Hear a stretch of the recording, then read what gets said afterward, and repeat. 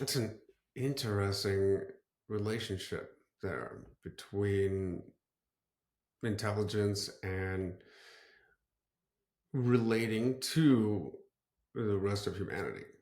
So, uh, I would imagine that's depressing. Uh, does it affect their productivity, not being able to? So thank you for asking that. Again, talk is meaningless without an answer. So the highest IQ I know is 197. He has zero EQ, zero. He showed me the test. I asked him if he ever would have a family. He said no, because he would never do to his children what his brain did to him.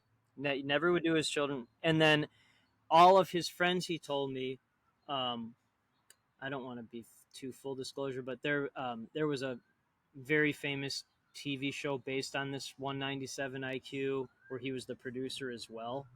Um, so he's relatively well known.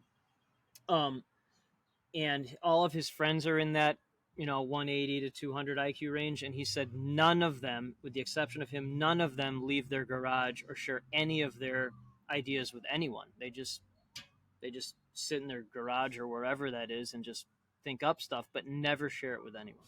Never. Let me give you one more example because I think it's important. Um, What is their motivation? well, I would be able to answer that if I was able to talk to them, but they're in their garages not talking to anyone. So I don't know the answer to that.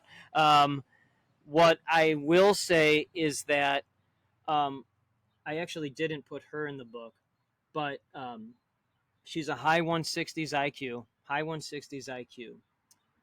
And she does have children. She is married, but she's a high 160s IQ.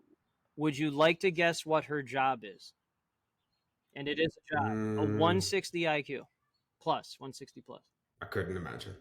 That's what I thought. She's a driver's ed instructor. I know a 170 plus IQ in Arkansas. All he does is fix windows or things like that at his uncle's factory. That's what he does. Well, that is surprising. Yeah, it's really, and then so my empathy for that, I don't understand people who make excuses. It's genuinely confusing to me. But I do understand the loneliness of this world with intelligence that high. I do understand that, Hmm. and frankly, that was one of the main, if not the main, motivation of creating this room.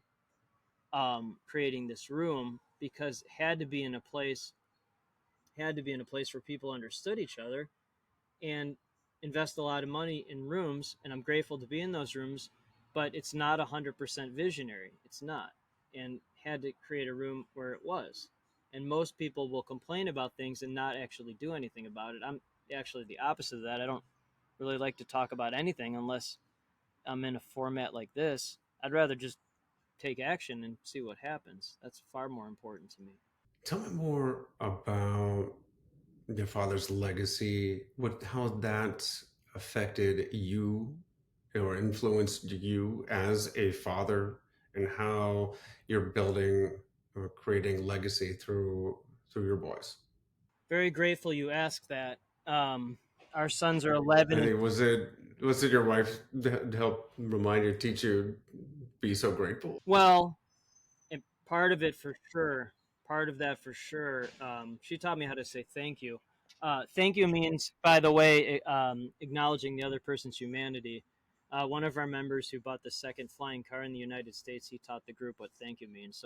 It's great that he bought the second flying car in the United States, but I think it's more important that he taught people what thank you actually meant. That's awareness, because people say thank you and they don't know why they're saying it. So it's acknowledging the other person's humanity. But in terms of being a father, um, in terms of being a dad, again, my dad died when I was 13. I know what it's like not to have a dad around.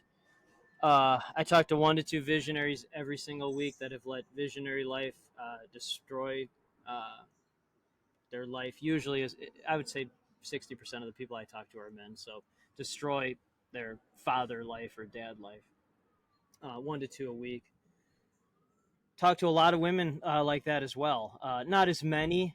because usually if there's a divorce, the women do most of the parenting, but still talk to a lot of women that have lost their children or barely ever see them because of this life.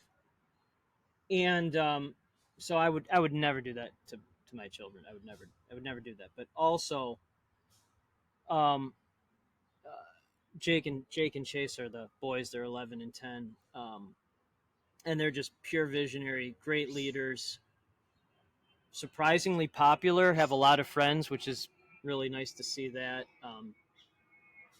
They'll be amazing adults.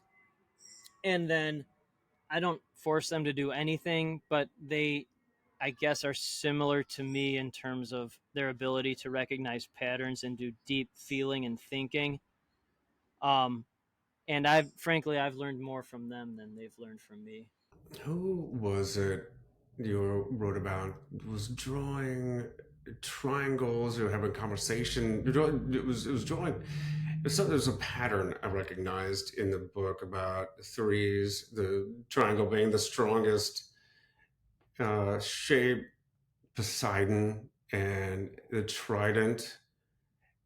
And who go ahead. No, you're adding value to the pattern. So, youngest son Chase, he's 10 now. When he was 9, it's interesting that this is what I mean. You can see it without seeing it. It's fascinating.